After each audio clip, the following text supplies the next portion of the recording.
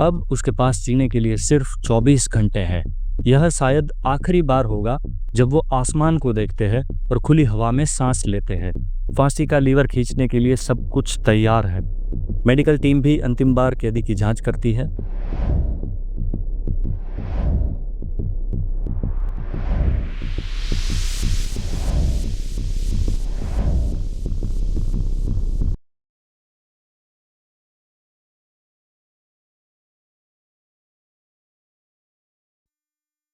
Black warrant, जिसे death warrant भी कहते हैं, वह जेल अधीक्षक के पास पहुंच चुका है। इसका मतलब है कि अब कोई अपील शेष नहीं रही।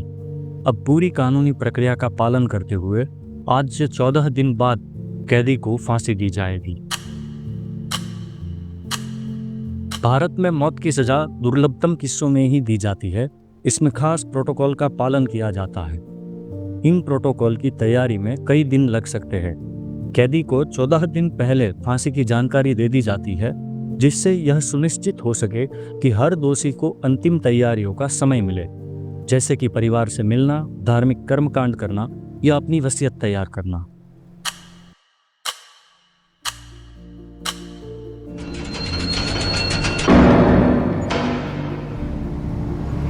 सुबह का समय, केंद्रीय जेल।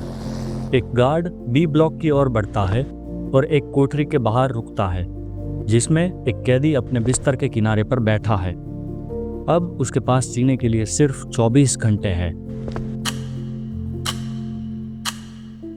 कैदी को उसकी सामान्य कोठरी से निकालकर 2 गार्ड्स की निगरानी में डेथ सेल में लाया जाता है।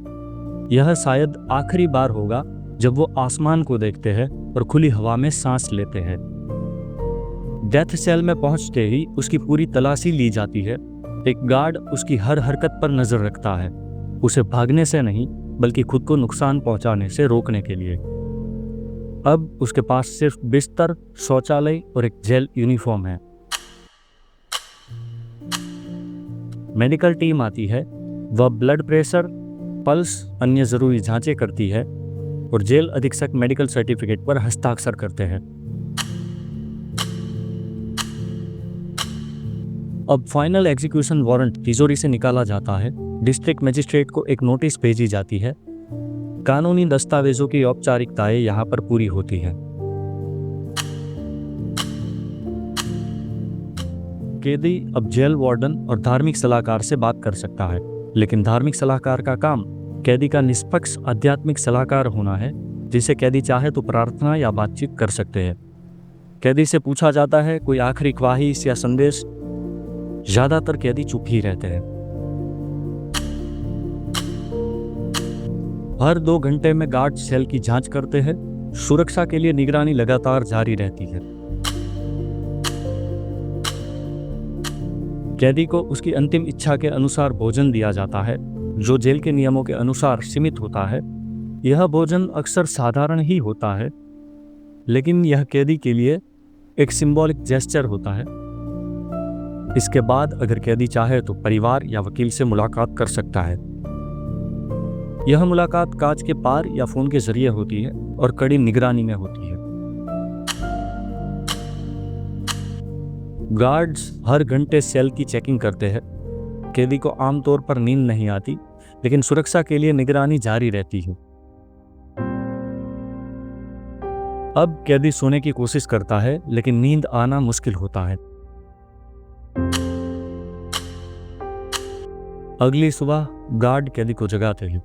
उसे नहाने के लिए समय दिया जाता है।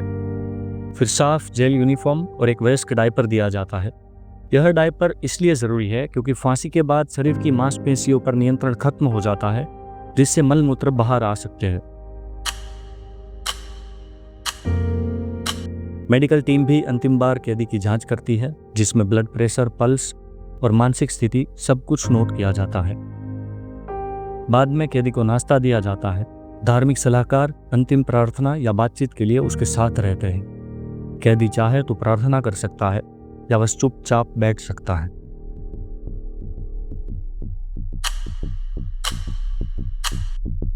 जेल में दूसरी तरफ फांसी कक्ष में हैंगमैन और टेक्निकल टीम दूसरी तैयारियों में जुटे हुए हैं। फांसी के तख्ते, रस्सी, ट्रैपडोर, लीवर, हर चीज की बारीकी से जांच की जा रही है। फांसी की ट्रायल पहले ही कर ली जाती है, जो सैंडबैग या कोई डमी के ऊपर की जाती है।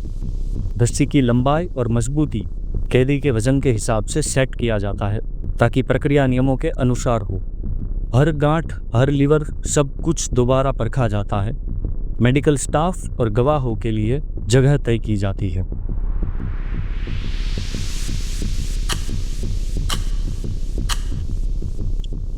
अब कैदी को फांसी कक्ष में लाने की तैयारी की जाती है। कैदी के हाथ बांध दिए जाते हैं और उसे 2 गार्ड्स के द्वारा फांसी कक्ष में लाया जाता है। यह सब कुछ नियम अनुसार, शांतिपूर्वक और बिना किसी जल्दबाजी के किया जाता है।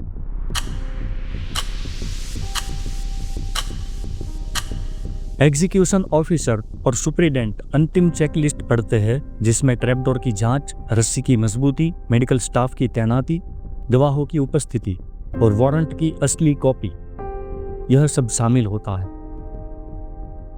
बाद में कैदी को ट्रैपडोर के ऊपर खड़ा किया जाता है।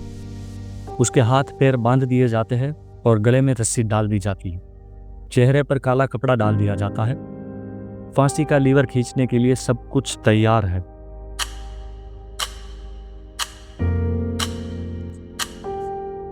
सभी अधिकारी, superintendent, district magistrate, doctor, hangman और गार्ड फांसी स्थल पर मौजूद रहते हैं।